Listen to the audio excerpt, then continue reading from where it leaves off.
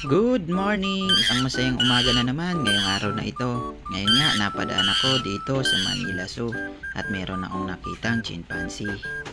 Nakita ko na uhaw siya kaya kumuha ko ng tubig at nilagyan ko ng straw para makainom siya.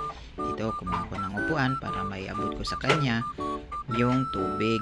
Di ko nga alam kung paano ko siya paiinumin kasi maraming screen na nakalagay tapos hindi pa kasya yung straw.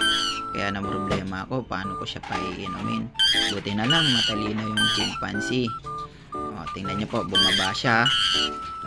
Nilipat niya yung apakan niya para maabot niya yung tubig. Ayan. Tapos ako umusog din ako ng kaunti para mapainom ko siya. Makikita mo sa mukha niya na uhaw na siya. Sabik siya makainom. Nung naabot niya na nga, ininom niya na nga yung tubig. Ayan.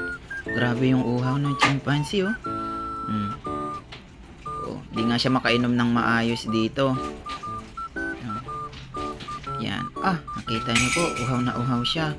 Malamig na tubig yung iniabot ko sa kanya para naman maibsan yung init. Grabe na kasi ang init ngayon sa Pilipinas. Tapos mukhang nabitin pa siya. Ayan, nagwawala siya nung nabitin siya. Gusto niya pa daw ubusin yung tubig. Kaya ginawa ko, ginupit ko nung nakaharang dito. Tapos inabot ko sa kanya yung tubig.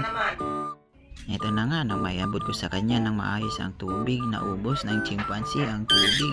At grabe, ang saya niya.